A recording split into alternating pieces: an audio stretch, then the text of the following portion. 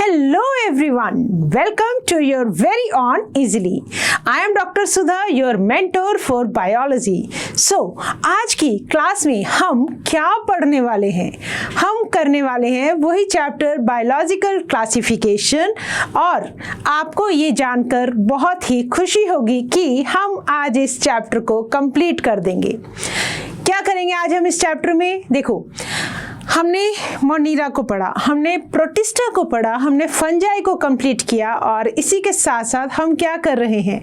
हम कर रहे हैं आज प्लांटी का एक ब्रीफ इंट्रोडक्शन देखेंगे, फिर हम एनिमेलिया का एक ब्रीफ इंट्रोडक्शन देखेंगे और उसके बाद हम करेंगे वायरस, विराइन, प्राइन्स एंड लाइकन्स के बारे में डिस्कशन और इसी के साथ ही हमारा ये चैप्टर हो जाएगा आज कंप्लीट, राइट। उसके बाद ये नहीं सोचेंगे कि हम किंगडम प्लांटी को खत्म कर दिए, नहीं, हम एक ब्रीफ इंट्रोडक्शन के बाद किंगडम प्लांटी एक अलग से चैप्टर है, उसके अंदर हम डिटेल से पूरी की पूरी प्लांटी किंगडम को पढ़ेंगे, पूरे एनिमेलिया को पढ़ेंगे, ठीक है। तो फिलहाल हमारा जो चैप्टर था that is all about biological classification, ठीक है।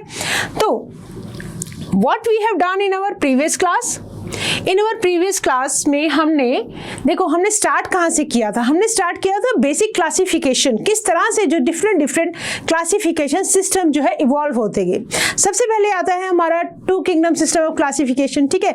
एरिस्टोटल जी ने आपको एक आइडिया दे दिया कि प्लांट्स और एनिमल जैसी कुछ चीजें होती हैं, ठीक है। फिर हमने धीरे धीरे उनको डिवाइड किया, फिर हम थ्री किंगडम की तरफ आए। थ्री किंगडम क्लासिफिकेशन सिस्टम के बाद हमने स्टार्ट किया four kingdom system of classification और आफ्टर दैट हमने किसके बारे में डिस्कस किया? 1969 में आर.एच. विटेकर सर ने कौन सा किंगडम ऑफ क्लासिफिकेशन दिया था? That is five kingdom system of classification. According to that कितनी किंगडम्स थी हमारे पास? 5। कौन कौन सी? मोनीरा, प्रोटिस्टा, फंजाई और then plantae and then animalia, ठीक है। तो क्या यहीं पे काम रुक गया था? नहीं, उसके बाद कार्ल वूज की तरफ से आपको six kingdom system of classification भी दिया गया और मेरा अपना भी पर्सनल मानना है that is one of my favourite system of classification कि इसमें कार्ल वूज की जो क्लासिफिकेशन है that is in a very scientific way और उन्होंने क्या किया, पूरे के पूरे जितने भी लिविंग ऑर्गेनिजम्स है जो हम उनका जो क्लासिफिकेशन था that was in 3 domains, that is 6 kingdom system of classification. क्या किया उन्होंने किंगडम मोनीरा को डिवाइड कर दिया 2 में, दैट इज आर्किया में और कौन से? यूबैक्टीरिया में, ठीक है। और जो बेसिस था, मेन जो बेसिस था क्लासिफिकेशन का वो क्या था? 16S राइबोसोम, ठीक है। हमने हिस्टोन प्रोटीन को डिस्कस किया, हमने न्यूक्लियोसोम के बारे में डिस्कस किया और वहां से हमने ये बताया कि देयर आर 3 डोमेन्स, जितने भी ऑर्गेनिजम्स हैं वो प्रोजिनोट, एक प्रिमिटिव काइंड के प्रोजिनोट से सब अराइज हुए और 3 ब्रांचेस निकलती हैं। कौन कौन सी? बैक्टीरिया में आर्की बैक्टीरिया एंड यूबैक्टीरिया, ठीक है। और सारे यूकैरियोट्स दैट इज यूकैरिया को इन्होंने बिल्कुल एक अलग डोमेन के अंदर रख दिया, ठीक है। ये था हमारा क्लासिफिकेशन, बेसिक क्लासिफिकेशन, राइट। फिर हमने हमारी जो स्टडीज थी उसको हम आगे लेके गए तो हमने किंगडम मोनीरा को पढ़ा एज पर एनसीईआरटी, ठीक है। और एनसीईआरटी जैसा कि हमें पता है कि हमें एनसीईआरटी के ऊपर हमारी एक एक वर्ड पे हमारी कमांड होनी चाहिए, ठीक है। उसके बाद फिर हमने क्या किया? हमने पढ़ा प्रोटिस्टा कि प्रोटिस्टा एक ऐसी किंगडम है जिसकी की कोई डिफाइंड बाउंड्रीज है ही नहीं, जिसके अंदर हमने देखा कि फोटोसिंथेटिक ऑर्गेनिजम्स भी आ रहे हैं। हमने ये देखा कि इसके अंदर अच्छा हेट्रोट्रॉफिक ऑर्गेनिज्म भी है, इसके अंदर सेप्टोट्रॉफिक ऑर्गेनिज्म भी है, इसके अंदर पैरासिटिक ऑर्गेनिज्म भी है, बट एक चीज कॉमन थी, वो क्या? सारे के सारे क्या थे? यूनिसेलुलर यूकैरियोट्स, ठीक है। मोनीरा में थे यूनिसेलुलर प्रोकैरियोट्स, ठीक है। तो ये पढ़ा था हमने किंगडम प्रोटिस्टा में। फिर आ गए थे हम फंजाई की तरफ। फंजाई में हमने क्या पढ़ा था? फंजाई में हमने पढ़ा था मल्टी सेलुलर यूकैरियोटिक ऑर्गेनिज्म, ठीक है। तो फंजाई को हमने कंप्लीट किया और फंजाई को हमने ये भी समझा कि हमने सेक्सुअल रिप्रोडक्शन के बेसिस पे जब हम क्लासिफिकेशन करते हैं तो हमारे पास डिफरेंट सेक्सुअल स्ट्रक्चर्स के बेसिस पे हम फंजाई को 3 कैटेगरी में डिवाइड कर देते हैं, दैट इज एस्कोमाइस्टिस, बेसिडियोमाइस्टिस एंड ड्यूटेरोमाइस्टिस। ड्यूटेरोमाइस्टिस के अंदर हमें कोई भी सेक्सुअल मोड ऑफ रिप्रोडक्शन दिखाई नहीं देता, इसीलिए हमने उनका नाम बोला था फंजाई इम्परफेक्टाई, ठीक है, ये चीजें हमने की थी। और साथ में हमने primitive fungi that is एसेप्टेड fungi को हमने क्या किया था, दैट इज फाइकोमाइस्टिस को oomaistis और जाइगोमाइस्टिस के अंदर डिवाइड करके भी समझा था। आई होप हमें क्लियर है। अगर किसी भी वजह से ये सारे कंसेप्ट हमें क्लियर नहीं है तो आप पिछली वीडियोस में पहले जाएंगे, उनको ध्यान से सुनेंगे और पूरे कंसेप्ट्स की पूरी जो भी हमने चैप्टर कवर किए, टॉपिक कवर किए, उनके अंडरस्टैंडिंग के बाद आज की क्लास हम शुरू कर रहे हैं। किसके साथ हम बात करेंगे? प्लांटी के बारे में, हम बात करेंगे एनिमेलिया के बारे में, हम बात करेंगे वायरसेस के बारे में, हम बात करेंगे विराइड और लाइकन्स के बारे में, और इसमें एक चीज और ऐड कर सकते हैं, हम प्राइंस के बारे में भी बात करेंगे। ठीक है, चलो राइट। तो क्या हम तैयार हैं? क्या हम तैयार हैं? हम तैयार हैं बिल्कुल किंगडम प्लांटी के साथ। तो सबसे पहले ना एक काम करते हैं, जो जो बातें हमें पता है ना पहले प्लांटी के बारे में वो लिखते हैं। ठीक है, चलो स्टार्ट करते हैं। हम सबसे पहले बात कर लेते हैं किसकी? Kingdom Plantae. किंगडम प्लांटी नाम से ही समझ में आ रहा है बेटा, किंगडम प्लांटी हमें नाम से ही समझ में आ रहा है कि हम क्या करेंगे। किंगडम प्लांटी का मतलब इसके अंदर सारे प्लांट्स को इंक्लूड किया गया है। ठीक है, अब देखो प्लांट्स होते क्या है? क्या एल्गी प्लांट है? आप बोलेंगे यस मैम है। तो बाहर जो हमारे आसपास इतने सारे फ्लावरिंग जो स्ट्रक्चर्स देख रहे हैं, क्या वो प्लांट्स है? वो भी प्लांट्स हैं। ठीक है, तो एक जनरल हम बात करें डेफिनेशन की, हमें एक चीज तो बड़ी क्लियर है बेटा प्लांट्स के बारे में, that these are autotrophs. These are autotrophs. ठीक है, क्या शो करते हैं? सबको पता है, यस वेरी राइट, आपने गैस सही किया, दैट इज फोटोसिंथेसिस। ठीक है, और क्या करते हैं प्लांट्स? तो ऑटोट्रॉफ से फोटोसिंथेसिस करते हैं, तो इनके पास क्या होते हैं? कुछ पिगमेंट्स होते हैं। तो क्लोरोफिल तो होता ही होता है बेटा इनके पास। ठीक है, क्लोरोफिल के अलावा और कुछ पिगमेंट्स हो सकते हैं, एसेसरी पिगमेंट्स, बट क्लोरोफिल तो इनके पास जरूर होता है। तो क्लोरोफिल कंटेनिंग कैसे ऑर्गेनिज्म है ये? These are autotrophs. ठीक है, ओके। क्या ये मल्टी सेलुलर है या यूनिसेलुलर है? जाहिर सी बात है, अब तो सोचने की जरूरत ही नहीं है। ये कैसे हैं? ये हैं हमारे मल्टी सेलुलर। कैसे हैं? Multi cellular. ठीक है, ओके। क्या इनके पास सेल वॉल होती है? बिल्कुल होती है। सेल वॉल के बेसिस पे तो हमने इनको डिवाइड किया था, एनिमल से हमने इनको अलग किया था। ठीक है, तो इसके अंदर क्या होती है? Cell wall. सेल वॉल किसकी बनी होती है? Mainly it is made up of cellulose, right. और बताओ क्या क्या होता है? क्या ये मूवमेंट शो करते हैं? यस शो करते हैं, बट कोई लोकोमोशन जैसे स्ट्रक्चर ये शो नहीं करते हैं। ठीक है, तो फोटोसिंथेटिक है, मल्टी सेलुलर है, सेल वॉल है इनके अंदर। और इसके अंदर हम क्या क्या इंक्लूड करते हैं? हम इंक्लूड करते हैं एल्गी आती है, बिल्कुल आती है। ब्रायोफाइट्स क्या हम इंक्लूड करते हैं इनके अंदर? बिल्कुल करते हैं। चाहे प्रिमिटिव प्लांट्स हो चाहे हायर प्लांट्स हो, हम इनके अंदर सब कुछ, प्लांट्स के अंदर सब कुछ आ जाएगा। बेसिक कैरेक्टर्स क्या है इनके पास? क्लोरोफिल है, मल्टी सेलुलर है, सेल वॉल है। ठीक है, अब देखो एल्गी भी है, ब्रायोफाइट्स भी है, देन टेरिडोफाइट्स भी आते हैं इनके अंदर। ये कैसे प्लांट्स है? प्रिमिटिव प्लांट्स माने जाते हैं। ठीक है, फिर इसके अंदर हम पढ़ेंगे जिम्नोस्पर्म्स भी आते हैं, राइट। सिक्वा जैसा सबसे टॉलेस्ट जो प्लांट है जिम्नोस्पर्म्स है। फिर हम इसके अंदर बात करेंगे किसकी? एंजियोस्पर्म्स की, जो आजकल के मॉडर्न टाइम के सबसे ज्यादा एडवांस प्लांट्स है। These are angiosperms. मतलब ये कैसे प्लांट्स है? ये है फ्लावरिंग प्लांट्स। ठीक है, चलो और देखो और क्या क्या होगा, जल्दी से याद कराओ मुझे। इसके अंदर हम और क्या क्या चीजें ऐड कर सकते हैं? ठीक है, चलो जल्दी से मुझे याद कराएंगे कि हम और क्या क्या चीजें इसके अंदर ऐड कर सकते हैं, राइट। ओके, कुछ हमने बोला मल्टी सेलुलर है। हाँ, एक चीज यहाँ पे और ऐड कर दें, यहाँ पे हमें यूनिसेलुलर भी दिखेंगे। यूनिसेलुलर एल्गी की बात कर रही हूं मैं, unicellular algae that is Chlamydomonas. Chlamydomonas variety हम देख रहे हैं इसके अंदर कि यूनिसेलुलर एल्गी के साथ साथ और हमें इसके अंदर मल्टी सेलुलर भी हमें मिल रहे हैं। फिलामेंटस एल्गा कौन सा बेटा? फिलामेंटस एल्गा, फिलामेंटस एल्गा कौन सा होगा? जल्दी बोलोगे। That is spirogyra, that is spirogyra. Ulothrix, spirogyra, ulothrix. और क्या होगा बेटा इनके पास, और क्या होगा इनके पास, क्लोरेला, ग्रीन एल्गा है ना, that is chlorella, multi unicellular non motile. Chlamydomonas कैसा है बेटा, इट इज, ये हम पढ़ रहे थे जब हम जूस फोर्स की बात कर रहे थे, इट इज मोटाइल। और unicellular non motile alga, non motile alga कौन सा आएगा, दैट इज क्लोरेला, क्लोरेला, ठीक है, क्लोरेला। मतलब कहने का ये डाइवर्सिटी देखो, नो डाउट है मल्टी सेलुलर, बट हमारे पास कुछ यूनिसेलुलर भी हैं, कुछ फिलामेंटस एल्गा भी हैं, राइट। तो जिम्नोस्पर्म, एंजियोस्पर्म सब कुछ इसके अंदर हम इंक्लूड कर देंगे। और इसके बाद क्या होगा, ओके, वेस्कुलर टिश्यू की बात करो, यहाँ पे वेस्कुलर टिश्यू की बात करते हैं, वेस्कुलर टिश्यू। अब आपको पता है वेस्कुलर टिश्यू कौन सा होता है, that is xylem and phloem, xylem and phloem. देखो एंजियोस्पर्म्स और जिम्नोस्पर्म्स बहुत हाइट पे चले जाते हैं, ठीक है, और टेरेस्ट्रियल प्लांट है। सबसे पहले टेरेस्ट्रियल प्लांट आने वाले एक तरह से टेरिडोफाइट से शुरू हो गया था। एल्गी और ब्रायोफाइट्स जो है वो आपको मॉइस्ट वाले एरियाज के अंदर मिलते हैं, ठीक है।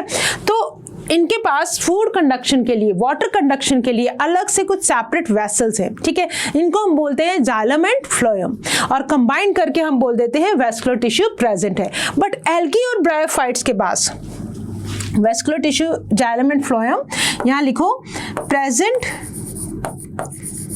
इन gymno and angio, present in gymno and angio, but absent in bryophytes या primitive plants, absent in algae,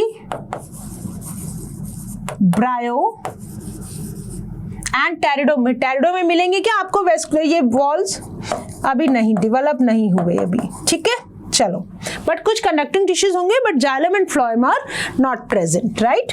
चलो अब देखते हैं एक बार, ये तो ये कुछ मेन बातें जो हमें किंगडम प्लांटी के बारे में ऑलरेडी पता है।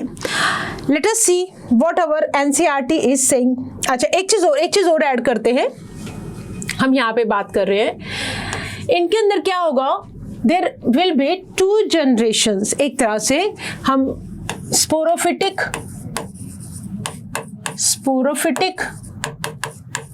and gametophytic generations are seen. Sporophytic and gametophytic generations are seen.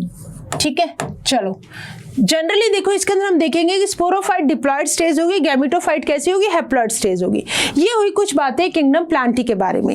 Late us see from NCERT. एक बार हम बात करते हैं एनसीईआरटी से भी। अब देखो What is NCERT saying? Kingdom Plantae includes सारे के सारे, हाँ ये बात रह गई थी हमारी, यूकैरियोटिक, सारे के सारे ऑर्गेनिज्म। अब देखो ये तो क्वेश्चन मार्क है ही नहीं, क्योंकि प्रोकैरियोट्स को तो हम किंगडम मोनीरा में ही छोड़ाए, तो मोनीरा के बाद जितने भी हमारे पास किंगडम्स हैं, जितने भी, उसके अंदर सब क्या है, यूकैरियोटिक सेल्स अब आने शुरू हो गए। प्रोटिस्टा में भी इवन यूकैरियोटिक थे, चाहे वो यूनिसेलुलर थे। तो यूकैरियोटिक क्या होगा इनके पास, क्लोरोफिल होगी, बिल्कुल होगी, जिनको हम क्या बोलते हैं, प्लांट्स, ठीक है। जितने भी मेंबर्स हैं, मोस्टली क्या है, they are autotrophic mode of nutrition, but some are partially heterotrophic. जैसे कि कुछ प्लांट्स ऐसे हैं जो इंसेक्ट्स को किल करते हैं, ठीक है, तो ऐसे प्लांट्स को हम बोलते हैं इंसेक्टिवोरस प्लांट्स, और जिसको हम पैरासाइट्स भी बोलते हैं, जैसे कि ब्लैडरवॉर्ट, नाम याद रखोगे, इंसेक्टिवोरस प्लांट मतलब इंसेक्ट्स को भी खा जाते हैं plant. Venus fly traps, these are the examples of insectivorous plant. और कस्क्यूटा क्या है, कस्क्यूटा इज अ पैरासाइट। तो देख लो मोड ऑफ न्यूट्रिशन में भी हमने क्या बोला, ऑटोट्रॉफिक है, फोटोसिंथेसिस शो करते हैं, बट साथ ही साथ हमने यहां पे लिख देते हैं that they show heterotrophic also, heterotrophic which is partially heterotrophic, ठीक है, partially heterotrophic mode of nutrition भी इनके अंदर शो होता है। तो यहां हम लिखेंगे, हम किसकी बात कर रहे हैं, मोड ऑफ न्यूट्रिशन की, right. We are talking about mode of nutrition, that is autotrophic। देखो प्लांट के नाम से ही हमें समझ में आता है कि ऑटोट्रॉफ्स है, बट ऐसा नहीं है, दे आर हेट्रोट्रॉफिक ऑल्सो, ठीक है। तो हेट्रोट्रॉफिक में नाम याद रखेंगे, Venus fly trap, bladderwort, कौन से, these are the insectivorous plants, ठीक है। और कुछ पैरासाइट्स होते हैं जैसे कि अमरबेल, अमरबेल दैट इज कस्क्यूटा, पूरे के पूरे प्लांट को जाइलम वेसल से, उसकी क्या जाइलम से और फ्लोएम से क्या लेती रहती है, फूड और वाटर एवरीथिंग। जिस प्लांट पे लग जाए उस प्लांट को तो खत्म ही कर देते हैं। अच्छा अब क्योंकि यूकैरियोटिक सेल है, ठीक है, तो इनके पास डेफिनेट सी बात है ऑर्गेनेल्स होंगे, सेल के अंदर न्यूक्लियस भी होगा, सेल वॉल भी होगी, एवरीथिंग इज प्रेजेंट। तो इनके पास जो प्रोमिनेंट स्ट्रक्चर है ना दैट इज क्लोरोप्लास्ट। क्लोरोप्लास्ट के पास ये क्या होगा, यहाँ पे क्लोरोफिल मिलेगा और क्लोरोफिल की वजह से ही ये कौन सा मोड ऑफ न्यूट्रिशन शो करते हैं, दे show autotrophic mode of nutrition, ठीक है। और सेल वॉल किसकी बनी हुई है, मेनली किसकी बनी है, सेलुलोज की, और कुछ चीजें भी ऐड हो जाएंगी, पैक्टिन, लिग्निन एटसेट्रा। प्लांटी के अंदर क्या क्या आ गया, देखो एल्गी आ गई, ब्रायोफाइट्स आ गए, टेरिडोफाइट्स आ गए, जिम्नोस्पर्म्स आ गए और एंजियोस्पर्म्स आ गए। ये बात आपको याद रहनी चाहिए कि सब जो ऑर्गेनिजम्स है हम किसके अंदर इंक्लूड कर रहे हैं, किंगडम प्लांटी में। ओके, लाइफ साइकिल जो है उसके दो डिस्टिंक्ट फेजेस होंगे, डिप्लॉयड स्पोरोफिटिक, ठीक है, और हैप्लॉयड गैमेटोफिटिक। दोनों एक दूसरे के साथ ऑल्टरनेट करेंगे। स्पोरोफिटिक स्टेज के बाद गैमेटोफिटिक फेज आ जाएगा, गैमेटोफिटिक फेज के बाद स्पोरोफिटिक स्टेज आ जाएगी, ठीक है। अब देखो स्पोरोफिटिक है डिप्लॉयड, डिप्लॉयड में क्या होगी, म्योसिस होगी, म्योसिस बन के क्या बनेंगे, हैप्लॉयड गैमीट्स बनेंगे। तो कौन सी स्टेज होगी, गैमेटोफिटिक स्टेज।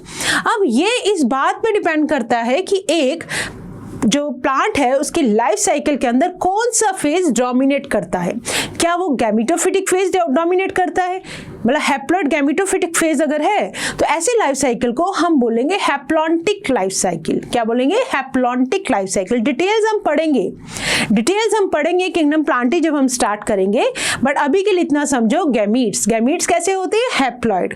अगर किसी लाइफ साइकिल के अंदर हैप्लॉयड फेज मतलब गैमेटोफिटिक फेज हमें ज्यादा टाइम तक दिखाई दे तो ऐसे लाइफ साइकिल को बोलेंगे हैप्लॉन्टिक लाइफ साइकिल, ठीक है। और अगर डिप्लॉयड स्ट्रक्चर्स, डिप्लॉयड जो फेज है वो ज्यादा टाइम तक दिखे दैट इज स्पोरोफिटिक स्टेज, तो ऐसे लाइफ साइकिल को बोला जाएगा डिप्लॉन्टिक लाइफ साइकिल, ठीक है।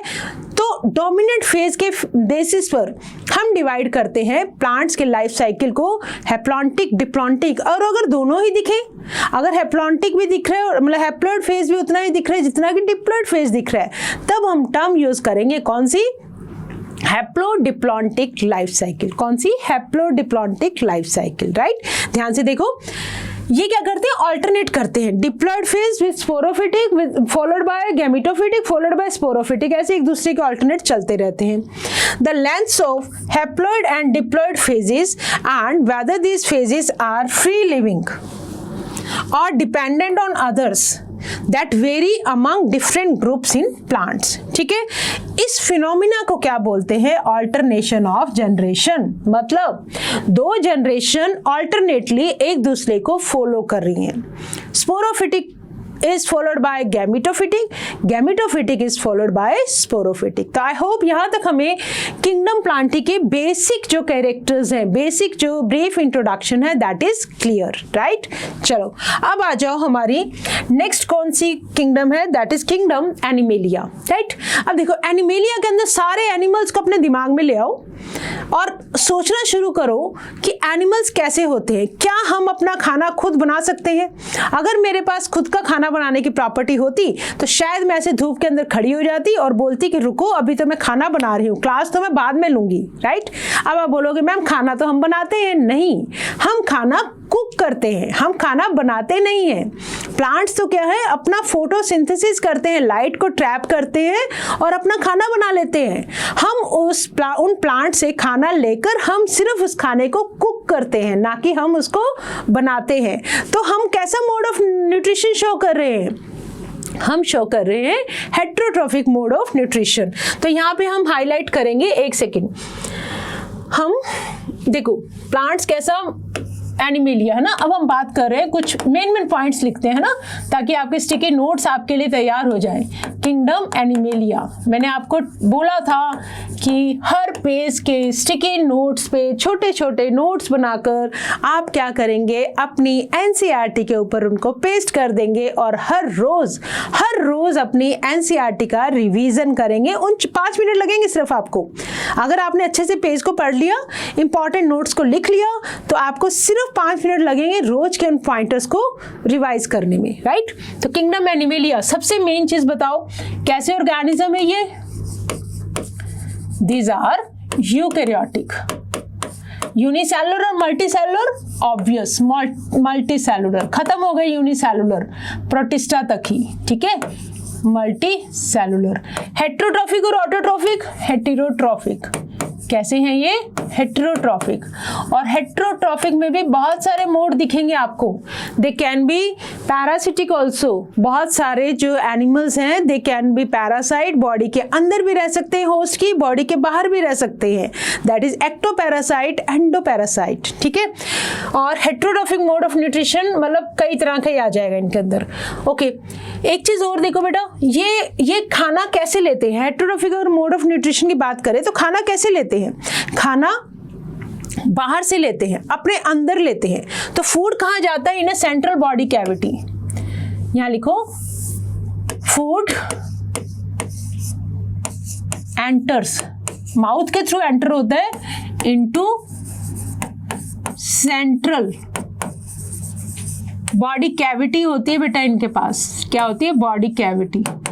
और वहां ये क्या करते हैं? Central body cavity, and food is digested there. उस कैविटी के अंदर फूड क्या होता है? डाइजेस्ट होता है, राइट। और ऐसा मोड ऑफ न्यूट्रिशन, इसको हम क्या बोलेंगे? होलोजोइक। क्या बोलेंगे? Holozoic mode of nutrition. मतलब पहले क्या होगा फूड का? पहले फूड का होगा इनटेक, फूड अंदर लिया, ठीक है। फिर फूड का क्या होगा? डाइजेस्ट किया जाएगा उस कैविटी के अंदर, डाइजेशन होगा। फिर फूड का क्या होगा? एब्जॉर्प्शन होगा। एब्जॉर्प्शन के बाद क्या होगा? उस एब्जॉर्ब फूड को अपने अपनी प्रॉपर जगह पे पहुंचाया जाएगा, दैट इज एसिमिलेशन, ठीक है। एसिमिलेशन के बाद क्या होगा? जो भी खाना बच जाएगा उसका क्या हो जाएगा? एक्सक्रीशन हो जाएगा। बॉडी से बाहर सब कुछ जो भी वेस्ट होगा बाहर निकाल दिया जाएगा, राइट। तो होलो मैंने कंप्लीट, पूरा का पूरा जो फूड है हम पहले अंदर लेते हैं, फिर हम उसको डाइजेस्ट करते हैं, देन एब्जॉर्ब करते हैं, देन एसिमिलेट करते हैं, फिर हम एक्सक्रीट कर देते हैं, ठीक है। तो एनिमेलिया के अंदर आपको कौन सा मोड ऑफ न्यूट्रिशन दिखेगा? That is holozoic mode of nutrition, ठीक है। आगे आओ, जल्दी से आओ। ओके, तो एक बार देखते हैं किंगडम एनिमेलिया। ओहो, हाँ, अब देखो, हाँ, एक चीज हम और बोल सकते हैं इसके अंदर कि इनके पास ना सेंसरी और जो न्यूरोमोटर मैकेनिज्म है, these are advanced, they have advanced kind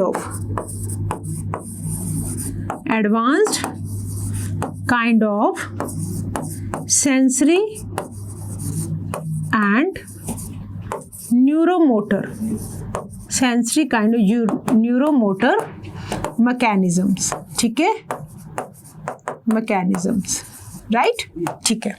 चलो, तो ये देखो किंगडम एनिमेलिया की बात करते हैं। This kingdom is characterized by main चीज देखो, heterotrophic eukaryotic organisms that are multicellular और their cells lack cell wall. इनके पास कोई भी सेल वॉल नहीं होती है, ठीक है। सेल वॉल प्लांटी पे जाके खत्म हो जाती है, बट प्लांटी से आगे फिर सेल वॉल नहीं है किसी के पास भी। डायरेक्टली और इनडायरेक्टली डिपेंडेंट है प्लांट्स के ऊपर फूड के लिए। आप बोलेंगे मैम हम तो प्लांट्स को नहीं खाते। कैसे नहीं खाते हो भाई? जो देखो नॉन वेजिटेरियन है है ना, जो ये मीट और ये सब कुछ खाते हैं। तो एक तरह से अगर देखा जाए तो इनडायरेक्टली तो जो भी ऑर्गेनिज्म है वो पहले अपना फूड कहाँ से ले रहा है, प्लांट से ले रहा है। फूड चेन को याद करो ना, सन की एनर्जी को यूटिलाइज कर रहा है कौन, प्लांट्स। प्लांट्स को कौन खा रहा है, हर्बीवोरस। हर्बीवोरस को खा रहे हैं कार्निवोरस, कार्निवोरस को खा रहे हैं बड़े वाले कार्निवोरस, है ना। तो कहीं ना कहीं से, और जो प्योर वेजिटेरियन है वो क्या करे, वो तो डायरेक्ट प्लांट से ले रहे हैं, सब्जियां फ्रूट सब कहाँ से आता है, that is from plants only. तो आप चाहे डायरेक्टली बात करो चाहे इनडायरेक्टली बात करो, हम लोग सब किसके ऊपर डिपेंडेंट है फूड के लिए, we are dependent on plants, right. हम क्या करते हैं, मतलब एनिमेलिया किंगडम की बात कर रही हूँ। They digest their food in an internal cavity, और फूड को स्टोर करते हैं। जितना फूड खाया ठीक है, एब्जॉर्ब हुआ ठीक है, फूड को स्टोर कैसे करते हैं, एज अ ग्लाइकोजन। तो लिखो इस पॉइंट को, यहाँ पर डाइजेशन हुआ और यहाँ पे लिखेंगे food is stored in the form of glycogen. Food is, this are the important point, food is stored. Plants में कैसे स्टोर होते हैं, स्टार्च की फॉर्म में, in the form of glycogen. But जब आप उसकी बात करोगे प्लांट्स की, तो that is stored in the form of starch. ठीक है, ओके, नहीं स्लाइड आगे नहीं पीछे जाना है हमें। Okay, the mode of nutrition is holozoic bye injection of food. ठीक है, होलोजोइक हमने समझा, फूड को हम पहले अपने अंदर लेते हैं। They follow a definite growth pattern and grow into adults that have a definite shape and size. पहले एक जो किंगडम एनिमेलिया के अंदर हमने क्या देखेंगे कि एक ऑर्गेनिज्म पहले बर्थ होगा उसका, ठीक है, तो फिर वो एक स्टेज तक ग्रो करेगा, एक स्टेज तक ग्रो करेगा। बट अगर आप प्लांट्स को कंपेयर करोगे ना, तो प्लांट्स की जो ग्रोथ है कंटिन्यूअस रहती है whole life. Reason you know क्यों, मेरिस्टेमेटिक टिश्यूज होते हैं। हम अपनी छोटी क्लास में पढ़ के आए हैं, मेरिस्टेमेटिक टिश्यू की वजह से प्लांट्स जो है कंटिन्यूअस ग्रो करते रहते हैं। बट जो एनिमल्स हैं वो एक स्टेज तक ग्रो करते हैं। जैसे ही वो स्टेज एक मतलब ग्रो करके अडल्ट में कन्वर्ट हो जाते हैं और डेफिनेट साइज और शेप को अटेन कर लेते हैं, और उसके बाद ग्रोथ रुक जाती है। ठीक है, और वो कहाँ, they enter into the reproductive phase. ये सब बातें हमने लाइफ स्पैन के अंदर, रिप्रोडक्शन इन ऑर्गेनिज्म वाले चैप्टर के अंदर सबको हमने समझा था अच्छे से। 12th क्लास में हम समझेंगे इसको, ठीक है। That have a definite shape and size. Higher forms shows elaborate, जैसे जैसे अब देखो हायर होते जाएंगे, कॉम्प्लेक्सिटी आती जाएगी, एडवांस होते जाएंगे एनिमेलिया किंगडम के मेंबर्स, तो उनके अंदर एक सेंसरी और न्यूरोमोटर मैकेनिज्म डेवलप करता जाएगा, ठीक है। और most of them they are capable of locomotion. ज़्यादातर हम एनिमेलिया जो है हम देखते हैं कि they are able to locomote. Locomote का मतलब होता है एक जगह से दूसरी जगह पर जाना, ठीक है। ये हाथों की जो मैं हिला रही हूँ, दिस इज मूवमेंट, राइट। एक पोजीशन से दूसरी पोजीशन पे जाना, दैट इज लोकोमोशन, राइट। चलो, और मोड ऑफ रिप्रोडक्शन जनरली इनके अंदर दिखता है हमें सेक्सुअल मोड ऑफ रिप्रोडक्शन। क्या होगा इसके अंदर, सेक्सुअल मोड के अंदर बाई पेरेंटल होता है, राइट। तो copulation, the process of sexual act is known as copulation. क्या, किसके बीच में, मेल और फीमेल में, और उसके बाद क्या होगा, जाइगोट, जाइगोट के बाद एम्ब्रियोलॉजिकल डेवलपमेंट होगा। तो ये हुई कुछ बातें हमारे किंगडम एनिमेलिया के बारे में, राइट। चलो अब हम आते हैं हमारी नेक्स्ट कैटेगरी, जिनको आर.एच. विटेकर सर की क्लासिफिकेशन के अंदर कोई जगह नहीं मिली। क्यों नहीं मिली? क्योंकि हम ये मानते हैं कि बायोलॉजी का क्लासिफिकेशन था लिविंग ऑर्गेनिजम्स के लिए, और ऐसा माना जाता है कि जो वायरसेस हैं, these are not living, these are acellular, इनके अंदर कोई भी सेलुलर ऑर्गेनाइजेशन नहीं है। According to RH. विटेकर, जो हमने डिस्कस किया था, जो क्राइटेरिया था, जो क्लासीफाई करने का जो क्राइटेरिया था, वो क्राइटेरिया था सेल का स्ट्रक्चर, सेल की टाइप, है ना। अब इनके पास तो कोई सेल है ही नहीं, तो इनको कैसे जगह मिलती। जैसे कि हम बात करें विरॉइड क्या होते हैं, हम बात करें प्राइन्स क्या होते हैं, हम बात करें लाइकन्स, तो ऐसे ऑर्गेनिज्म के लिए दैट 5 किंगडम क्लासिफिकेशन में इनके लिए कोई प्लेस नहीं था, ठीक है। पर है तो ये भी ऑर्गेनिज्म, इस अर्थ पे ये भी एग्जिस्ट करते हैं, भले ही बाहर क्या है, नॉन लिविंग है, बट किसी सेल में जब एंटर कर जाए तो मल्टीप्लाई तो करते हैं ना। एक छोटा सा वायरस था, कोरोना का वायरस, पूरी दुनिया को उसने कहर ढा दिया, राइट, तहस नहस एक तरह से कर दिया था सबको। तो कितना हम लोग अंदर पैक होके बैठ गए थे एक वायरस के डर से। तो इतनी खतरनाक चीज़ है, इस दुनिया में इस अर्थ पे एग्जिस्ट करते हैं तो पढ़ना तो इनको पड़ेगा ही, ठीक है, पढ़ना तो इनको पड़ेगा ही। 5 kingdom classification of Whittaker, there is no mention of lichens. Lichens के बारे में कोई भी जिक्र नहीं है, और ना ही ए सेलुलर बिना सेल वाले ऑर्गेनिजम्स जैसे कि वायरसेस, जैसे कि विराइड, जैसे कि प्रायंस, ठीक है, वायरस, विराइड्स एंड प्रायंस, तीनों नाम हम अभी समझेंगे कि तीनों हैं क्या, राइट। वायरस का नाम आप सबने सुना होगा, बट कहीं ना कहीं विराइड और प्रायन के बारे में हो सकता है आपने ना सुना हो, ठीक है। तो अब सुन लेते हैं। All of us who have suffered the ill effects of the common cold या फ्लू, हम सभी को कभी ना कभी कॉमन कोल्ड मतलब जुकाम तो जरूर हुआ होगा, लाइक फ्लू जैसे कुछ सिम्टम हमारे साथ अपीयर होंगे। Know what effects virus can have on us and even if we do not associate it with our condition. तो यहाँ पे बेटा ज़्यादा आपको मतलब बताने की जरूरत नहीं है कॉमन कोल्ड या फ्लू की। मतलब आप वो वाला टाइम सोच लो जब कोरोना की वजह से आप सबके जो पढ़ाई थी, जो आपका पूरा लाइफस्टाइल था, एकदम से चेंज हो गया था, ठीक है। तो that was a virus, that was a virus. तो virus did not find a place in classification. क्यों ऐसा क्यों, है ना? क्योंकि they are not considered truly living. हम लिविंग किसको बोले? हमने बोला कि हर वो चीज जहां लाइफ एग्जिस्ट करती है that is living. But virus को अगर मैं देखूं ना अपने आसपास के सराउंडिंग में, तो it is not living, it is not living, it is just a non living thing. But अगर गलती से एंटर हो जाए हमारी बॉडी में, तो इसको क्या मिल जाती है? एक मशीनरी मिल जाती है जहां ये अपना नंबर मल्टीप्लाई करेगा। अब देखो, कोई भी नॉन लिविंग चीज तो अपना नंबर नहीं बढ़ा रही है, तो लिविंग चीजें ही अपने आप को नंबर बढ़ा सकती हैं मल्टीप्लाई करके। तो इसका मतलब जब तो हम इनको किस कैटेगरी में रखें? क्या हम इनको नॉन लिविंग बोले या लिविंग बोले? ठीक है। If we understand living as those organism जिनके पास कोई ना कोई सेल स्ट्रक्चर जरूर होगा, ठीक है। अब वायरस के पास तो कोई सेल नहीं है। अगर आप पढ़ना चाहो ना कि वायरस कैसा मतलब होता है, तो उसके अंदर कुछ सेल वाली बात नहीं नजर आएगी आपको, ठीक है। तो that are characterised by having an inert crystalline structure outside the living cell. Outside the living cell सिर्फ क्या चीज है? प्रोटीन को कंबाइन कर दो, ठीक है, प्लस कोई भी जेनेटिक मटेरियल। आपको पता है अब जेनेटिक मटेरियल भी क्या होता है? केमिकल ही होता है ना। It can be RNA, it can be RNA, it can be DNA. बस इतनी सी चीज है, इतनी सी चीज को मिला के हम क्या बोल देते हैं कि ये क्या है? ये है वायरस। तो एज सच कोई सेल वाली बात नहीं है यहाँ पे। तो इसीलिए हम इनको नॉन सेलुलर स्ट्रक्चर्स बोलते हैं, इसीलिए हम इनको ट्रूली लिविंग नहीं बोल पा रहे हैं, ठीक है। तो ये है वायरस।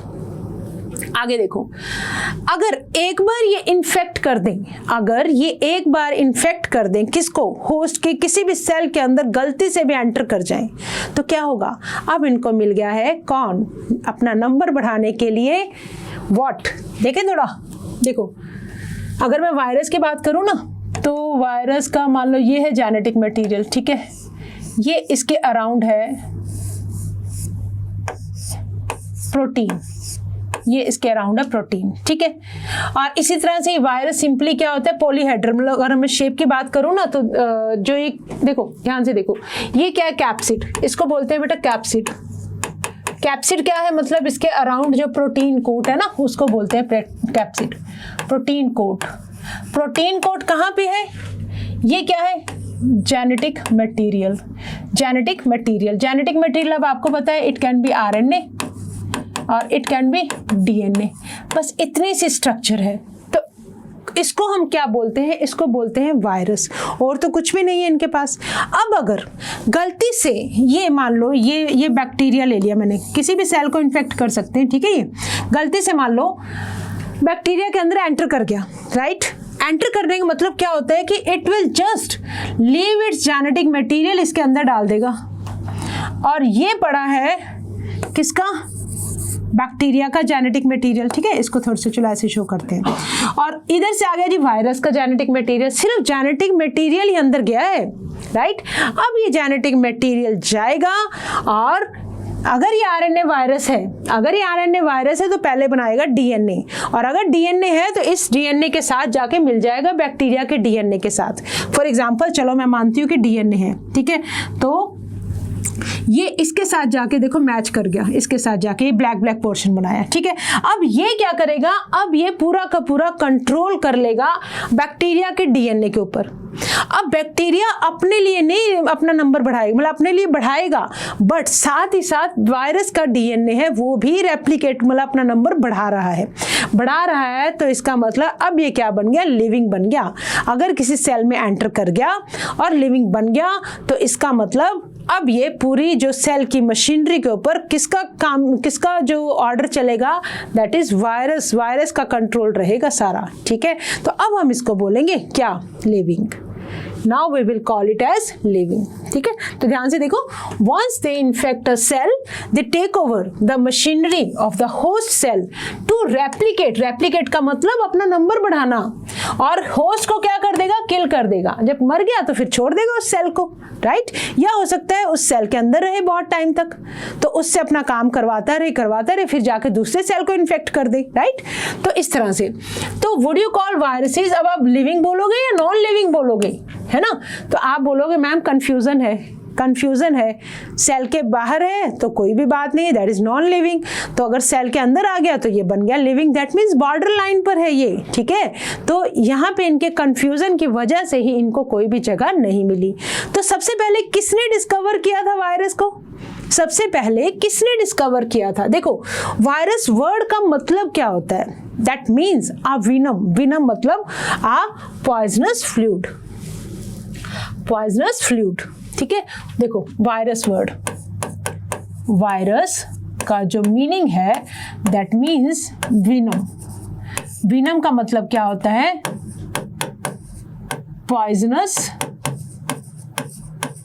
पॉइजनस, ठीक है। तो वेट, हाँ, वायरस मीन्स विनम और पॉइजनस फ्लूइड। सबसे पहले इसको डिस्कवर किया, ये वाला नाम याद रखेंगे, डिमित्री इवानोवस्की। इस पे क्वेश्चन आ जाते हैं बेटा। 1892 में डिमित्री इवानोवस्की ने रिकॉग्नाइज किया कि जो टोबैको की एक डिजीज होती है, देखो बेटा टोबैको के प्लांट्स होते हैं, है ना, टोबैको प्लांट्स की जो लीव्स के ऊपर देयर इज डिजीज हो जाती है, दैट इज कॉल्ड, धब्बे से पड़ जाते हैं ना, जैसे कि मोज़ेक लाइक सा अपीयरेंस देते हैं, तो इसलिए उसका नाम है tobacco mosaic virus. Dmitri Ivanovsky ने उस टोबैको मोज़ेक वायरस जो जब टोबैको इफेक्ट हुआ तो उन्होंने ये देखा कि that disease is caused by some microbes, ऐसे माइक्रोब्स जो बैक्टीरिया से भी छोटे साइज के हैं, तो microbes as a causal organisms of the mosaic disease of tobacco, ठीक है। तो सबसे पहले किसने डिस्कवर किया, डिमित्री इवानोवस्की ने।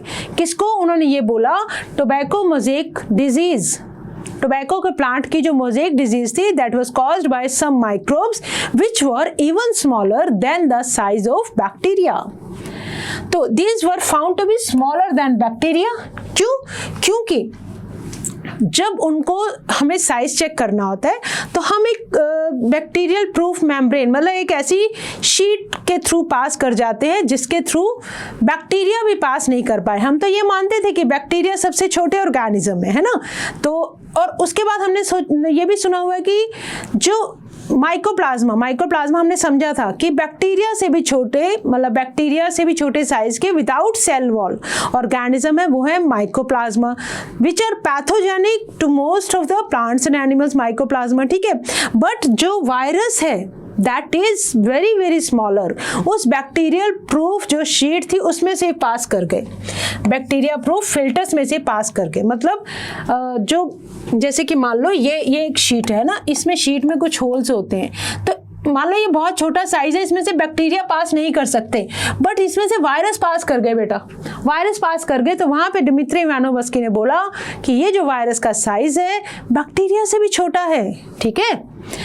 अच्छा, फिर आते हैं हमारे पास साइंटिस्ट, इनका भी कंट्रीब्यूशन बहुत अच्छा है, इनका भी नाम याद रखेंगे हम, बिल्कुल रखेंगे। एम डब्ल्यू बेजर्निक इन 1898 ठीक है, इन्होंने बताया 92 में, 6 साल के बाद, दैट इज बेजर्निक ने ये डेमोन्स्ट्रेट किया। देखो इन्होंने तो बता दिया कि ठीक है कुछ माइक्रोब की वजह से ये डिजीज हुई। अब बेजर्निक ने सॉरी जो इन्फेक्टेड प्लांट्स थे टोबैको के, जो लीव्स थे ना, जो इन्फेक्टेड प्लांट टोबैको के, उनको उन्होंने उनसे एक्सट्रैक्ट निकाला कुछ, ठीक है, और इन्होंने देखा कि वो हेल्थी प्लांट्स के अंदर भी इन्फेक्शन कॉज कर सकता है। जो डिजीज वाले प्लांट थे टोबैको के प्लांट्स, उनमें से उन्होंने उसमें से कुछ एक्सट्रैक्ट निकाला, मतलब उसको क्रश करके कुछ उसमें से लिक्विड निकाला, ठीक है, और ये देखा कि अच्छा ये लिक्विड भी इन्फेक्शन कॉज कर सकता है हेल्थी प्लांट्स में, मतलब इट इज हाईली कॉन्टेजियस। और उसको उन्होंने नए पैथोजन को नाम दिया वायरस। क्या नाम दिया? वायरस। और इसको बोला, जो फ्लूइड था, called the fluid as contagium vivum fluidum. Contagium vivum fluidum मतलब कॉन्टेजियस फ्लूइड है ये, मतलब इन्फेक्शियस लिविंग फ्लूइड है ये। तो डिस्कवरी किसने की? इवानोवस्की ने। बेजर्निक सर ने क्या किया? इसके बारे में बताया कि it is a highly infectious fluid which can infect even the healthy plants also, ठीक है। चलो, और डब्ल्यू.एम. स्टैनले ने क्या किया? इनका भी कॉन्ट्रीब्यूशन बहुत शानदार है। इन्होंने इसको फिर क्रिस्टलाइज किया। इन्होंने ये दिखाया 1935 में, काफी टाइम के बाद इन्होंने दिखाया कि वायरस को हम क्रिस्टलाइज्ड भी कर सकते हैं, और जो क्रिस्टल्स हैं वो लार्जली प्रोटीन्स के बने होते हैं, ठीक है। बाहर के सारा बेटा प्रोटीन है, तो हम उसको क्रिस्टलाइज्ड भी कर सकते हैं, ठीक है। तो दे आर इनर्ट, इनएक्टिव होते हैं outside their specific host cell के बाहर भले ये इनएक्टिव हैं, बट अंदर जाके, होस्ट के अंदर जाके ये क्या हो जाते हैं? एक्टिव हो जाते हैं। इसका मतलब अगर वायरस को लिविंग रहना है तो इट हैव टू बी, बनना ही पड़ेगा इसको, क्या? पैरासाइट। तो इसीलिए इनके लिए हम वर्ड यूज करते हैं, these are obligate parasites. These are obligate मतलब ऑब्लिगेशन है, अगर तुम पैरासाइट नहीं रहोगे तो तुम नहीं बच सकते हो, ठीक है। अगर जिंदा रहना है तो किसी होस्ट सेल के अंदर एंटर कर जाओ, अगर बाहर है, बाहर तो आप कुछ हो ही नहीं, आपका कोई वजूद ही नहीं है, ठीक है। तो इस तरह से वायरस क्या है? These are obligatory parasite. Okay, आगे आ जाओ, ठीक है। चलो अब बात करते हैं कि अगर हम बात करें वायरस के पास होता क्या क्या है। हमने अभी भी समझा कि प्रोटीन्स तो है ही हैं, स्टैनले सर ने क्रिस्टलाइज किया उन प्रोटीन्स को, बट उसके अलावा इनके पास जेनेटिक मटेरियल भी है, right, that could be either DNA either RNA. हमें पता है कि जेनेटिक मटेरियल 2 टाइप का होता है, आरएनए भी होता है, डीएनए भी होता है, तो इन दोनों हो सकते हैं, ठीक है। No virus contains both RNA and DNA, दोनों मतलब दोनों नहीं हो सकते हैं, आरएनए होगा या डीएनए होगा, एक ही, मतलब कोई भी ऐसा वायरस नहीं है जिसके पास क्या हो, आरएनए भी हो डीएनए भी हो, ठीक है। वायरस क्या है? बेसिकली अ न्यूक्लियोप्रोटीन। वायरस क्या है? बेसिकली न्यूक्लियोप्रोटीन, मतलब न्यूक्लिक एसिड को सराउंड कर दिया हमने प्रोटीन्स के साथ, okay. And the genetic material क्या है? That is infectious. तो यहाँ पे जो मेन जो इन्फेक्शन कॉज करने वाला जो एजेंट है, प्रोटीन नहीं है, दैट इज जेनेटिक मटेरियल, ठीक है। आपसे पूछ लिया जाता है ये क्वेश्चन कि प्रोटीन इन्फेक्शियस है या जेनेटिक मटेरियल। वायरस के अंदर जेनेटिक मटेरियल इन्फेक्शियस है। इन जनरल हम बात करें तो वायरस जो प्लांट्स को इन्फेक्ट करते हैं, मोस्टली उनके पास एक ही स्ट्रैंड का आरएनए होता है, that is single stranded RNA. तो इसको कैसे लिखेंगे? इसको लिखेंगे एसएस आरएनए। बहुत से बच्चे पूछते हैं मैम इसका मीनिंग क्या होता है एसएस आरएनए, तो आप समझ जाओगे सिंगल स्ट्रैंडेड आरएनए। और डबल स्ट्रैंडेड अगर मुझे लिखना है तो मैं डीएस लिखूंगी, स्मॉल डीएस। वायरस जो जनरली प्लांट्स को इन्फेक्ट करते हैं उनका सिंगल स्ट्रैंडेड आरएनए होता है, ठीक है। और जो एनिमल्स को इन्फेक्ट करते हैं इनके पास सिंगल भी हो सकता है, डबल स्ट्रैंडेड आरएनए भी हो सकता है, और इवन डबल स्ट्रैंडेड डीएनए भी हो सकता है। तो एनिमल्स के पास क्या है? Single stranded RNA, double stranded RNA, और डीएनए कैसा है? DNA double stranded DNA. तो ये जेनेटिक मटेरियल है। अगर इनके अराउंड प्रोटीन्स आ गई तो ये क्या बन जाएगा? आपका वायरस बन जाएगा, ठीक है। चलो आगे आओ। बैक्टीरियल वायरसेस और बैक्टीरियोफाजिस, ये जो मैंने बनाया था ये क्या था? ये पता है आपको क्या था? ये बैक्टीरिया बनाया था मैंने, ठीक है। तो बैक्टीरिया को वायरस अटैक कर दे, मतलब बैक्टीरिया खुद तो है ही पैथोजन, दूसरों को जितना नुकसान पहुंचाता है, तो क्या कोई बैक्टीरिया को इन्फेक्ट नहीं कर सकता? कर सकता है। कौन? वायरस। तो ऐसे वायरस को हम क्या बोलते हैं? जो बैक्टीरिया को किल कर दे, बैक्टीरिया को इन्फेक्ट कर दे, उनको हम बोलते हैं बैक्टीरियोफाजिस। क्या बोलेंगे बेटा इनको? बैक्टीरियोफाजिस। ठीक है, चलो, तो बैक्टीरियोफाजिस, बैक्टीरियल वायरस और बैक्टीरियोफाजिस वो वायरसेस याद रखोगे जो इन्फेक्ट करते हैं बैक्टीरिया को। ठीक है, और इनके पास क्या होता है? इनके पास होता है डबल स्ट्रैंडेड डीएनए वायरस। और प्रोटीन कोड को हम क्या बोलते हैं? कैप्सिड। प्रोटीन कोड को अभी हमने देखा, क्या बोला? कैप्सिड। इसके पता छोटे छोटे यूनिट्स होते हैं। कैप्सिड ऐसे नहीं कि जैसे मैंने एक लाइन सी बना दी, तो दैट इज कैप्सिड। तो कैप्सिड के जो ये जो मैंने बनाया ना कैप्सिड, इसके यूनिट्स होते हैं, प्रोटीन के यूनिट्स है जिनको बोलते हैं कैप्सोमियर्स। इनको क्या बोलते हैं? कैप्सोमियर्स। ठीक है, अब ये capsomeres can be arranged in, इनके दो तरह से अरेंजमेंट हो सकते हैं। दैट कैन बी पॉलीहेड्रल और या कैसे हो सकते हैं? हेलिकल। अभी दिखाती हूँ आपको पॉलीहेड्रल वायरस और हेलिकल वायरस कैसे होते हैं। Made up of small unit जिनको बोलेंगे कैप्सोमियर्स। और ये क्या करते हैं? अंदर जो जेनेटिक मटेरियल है उसको प्रोटेक्ट करते हैं। कैप्सिड किसको प्रोटेक्ट कर रहे हैं? जेनेटिक मटेरियल को। कैप्सिड किससे बना हुआ है? छोटे छोटे प्रोटीन के यूनिट्स जिनको हमने बोला कैप्सोमियर्स। ठीक है, these capsomeres are arranged in helical और पॉलीहेड्रल जियोमेट्रिक फॉर्म्स में।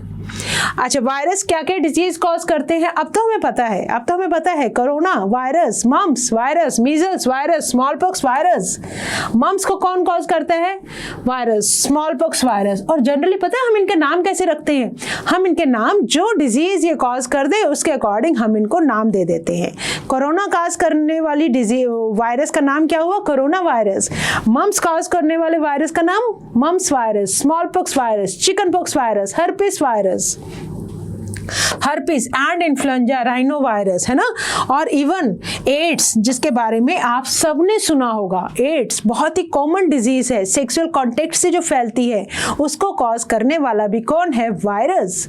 That is HIV, human immuno deficiency virus is also caused by a virus. ठीक है, प्लांट्स के अंदर क्या है? जो सिम्टम्स हैं किस तरह के हो सकते हैं? मोज़ेक फॉर्मेशन, धब्बे धब्बे से पड़ जाते हैं। ठीक है, तो मोज़ेक लाइक सी अपीयरेंस आती है।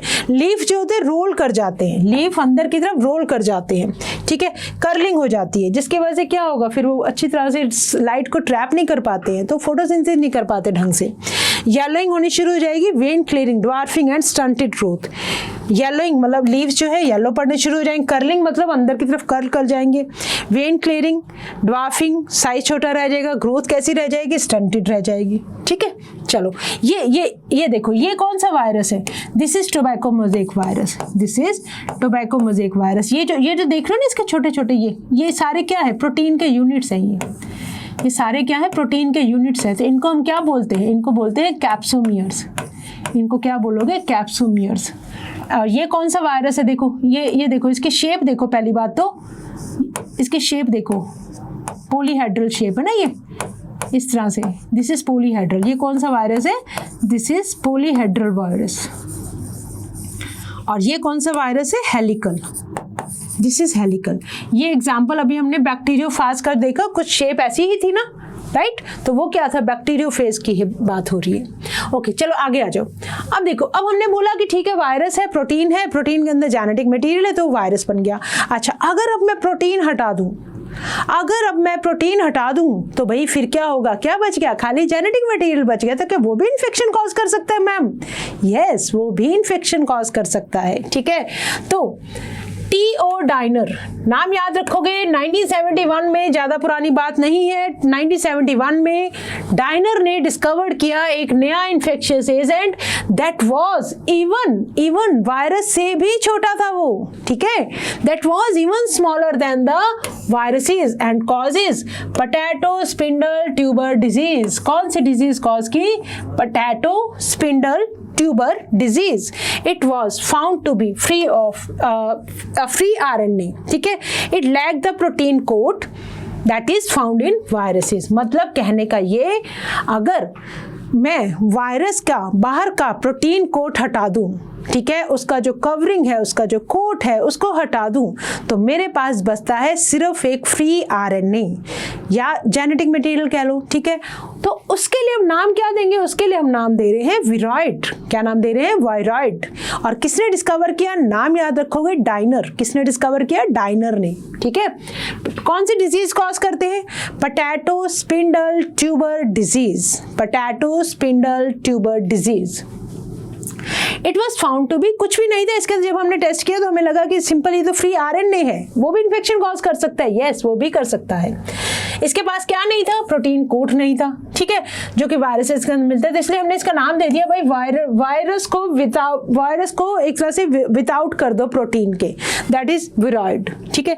तो आरएनए ऑफ द विरॉइड, जिसका मॉलिक्यूलर वेट क्वाइट लो था, वेरी लो मॉलिक्यूलर वेट, ठीक है, ओके। अब अगर मैं वायरस में से जेनेटिक मटेरियल हटा दूं और खाली बची मेरे पास प्रोटीन्स, तो क्या प्रोटीन भी इन्फेक्शियस होती है मैम? यस, प्रोटीन्स भी इन्फेक्शियस होती हैं। आपको पता है प्रोटीन बनती कैसे है? अमाइनो एसिड्स होती है, चेन बनती है, तो चेन के ऊपर कुछ फोल्डिंग हो जाती हैं, सेकेंडरी जो स्ट्रक्चर, टर्शरी स्ट्रक्चर। बट अगर ये प्रोटीन अब नॉर्मल वे में फोल्ड हो जाए, अगर प्रोटीन, मेरी बात को सुनो ध्यान से, अगर प्रोटीन्स जो है, चेन ऑफ अमाइनो एसिड जो है, अगर वो अब नॉर्मल वे में फोल्ड हो जाए तो वो भी इन्फेक्शन कॉज कर सकती है। तो उसके लिए हम वर्ड क्या यूज करते हैं? हम यूज करते हैं word prions. Prions, proteins, protein से याद रखो प्रायंस, इन्फेक्शियस प्रोटीन। विरॉइड से याद रखो इन्फेक्शियस जेनेटिक मटेरियल, ठीक है। वायरस तो दोनों को कंबाइन कर दिया, जेनेटिक मटेरियल को और प्रोटीन को, राइट, ओके। मॉडर्न मेडिसिन में कुछ इन्फेक्शियस न्यूरोलॉजिकल डिजीजेस, मतलब प्रायन से, इन्फेक्टेड प्रोटीन से सीधे न्यूरोलॉजिकल डिसऑर्डर्स होते हैं। सोच लो कितनी खतरनाक है। were found to be transmitted by an agent consisting of abnormally folded protein। इस बात को याद रखोगे, abnormally folded protein, ठीक है। जो एजेंट था साइज में तो सिमिलर था वायरस के, ठीक है। इन एजेंट्स को, इन्फेक्टेड प्रोटीन को हमने बोला प्रायंस, राइट। और जो मोस्ट नोटेबल डिजीज जो हमें समझ में आती है प्रायंस ने जो कॉज की है, वो कौन सी है? That is bovine spongiform encephalopathy. Encephalopathy मतलब ब्रेन को अटैक करती है, और यहाँ इसको कॉमनली कहते हैं मैड काउ डिजीज। क्या कहते हैं? देखो डिजीज का नाम याद करोगे, bovine spongiform encephalopathy, that is BSE, caused by prions. और कॉमनली क्या कहते हैं? काउ मैड हो जाती है, that is mad cow disease. Kettles के अंदर है ना, बफेलोज और काउस के, कैटल्स जो हम रियर करते हैं, तो that is caused bye infectious protein. Infectious protein का मतलब एबनॉर्मली फोल्डेड प्रोटीन्स, राइट। चलो, और इसी का एक दूसरा एनालॉग वेरिएंट है जिससे डिजीज कॉज होती है, CR Jacob disease, that is CJD in humans के अंदर CJD डिजीज भी कॉज कर सकती हैं। मतलब जो प्रायंस हैं they can infect kettles also, human also, मतलब इन्फेक्शियस प्रोटीन्स हैं। और विरॉइड भी क्या है? इन्फेक्शियस है। और इनसे कौन सी डिजीज हुई है? प्लांट्स के अंदर, that is potato spindle tuber disease. और वायरस है तो हमें पता है प्लांट्स के अंदर भी डिजीजेज हो सकती हैं, एनिमल्स के अंदर भी हो सकती हैं। तो मतलब इतना कुछ है जो मतलब पैथोजेनिक है, जो हमें बीमार कर सकते हैं, ह्यूमन को नहीं, सिर्फ दूसरे ऑर्गेनिज्म को भी, ठीक है। तो बट क्योंकि इनका कोई ऐसा सेल वाला स्ट्रक्चर नहीं है, तो इसलिए हम इनको RH विटेकर की क्लासिफिकेशन के अंदर कोई जगह नहीं दे पाए। भाई तुम तो बाहर ही रहो क्योंकि तुम्हारे पास सेल ही नहीं है। तो ये कहते सेल तो हमें कोई दे दो तो हम जिंदा हो जाएंगे, ठीक है, तुम्हारी एक अलग ही कैटेगरी है, तुम अलग ही दुनिया के हो, राइट। तो तुम इस दुनिया को बिलोंग नहीं करते हो, बट कहते हम इन्फेक्शन तो कॉज करते हैं, तो करते हैं तो भाई बचना ही पड़ेगा इनसे, राइट। चलो, क्लियर? ओके, अब आ जाओ कुछ ऑर्गेनिजम्स ऐसे होते हैं जैसे कि आपस में जिनका साथ बहुत जरूरी होता है, मतलब बहुत अच्छे वाले फ्रेंड्स होते हैं। फॉर एग्जाम्पल, एल्गी ये बोलती है कि मेरे पास अपना फूड बनाने की मतलब क्वालिटी तो है, प्लांटी को बिलोंग करती है ना, प्लांटी को बिलोंग करती है तो क्लोरोफिल होता है, क्लोरोफिल होता है तो अपना खाना भी खुद बना लेगी। बट एल्गी जो बेचारी, अगर आपने कभी तालाब में कभी पोंड में पैर रखा हो तो आपने देखा होगा आपका पैर फिसलता है ना। एल्गी ग्रीन से जो काई लग जाती है, तो हालांकि वही नहीं होती, और भी वैरायटी होती है, बट एक बार समझने के लिए समझो, जो ग्रीन सी काई होती है दैट इज एल्गी। अब वो एल्गी कितनी जल्दी ब्रेक कर जाती है ना, फिलामेंटस एल्गी जो होती है, तो वो एल्गी ये बोलती है कि भाई मैं ना बहुत नाजुक हूँ, मैं बहुत डेलिकेट हूँ, मुझे अगर जरा सा खींचोगे तो मैं टूट जाऊंगी।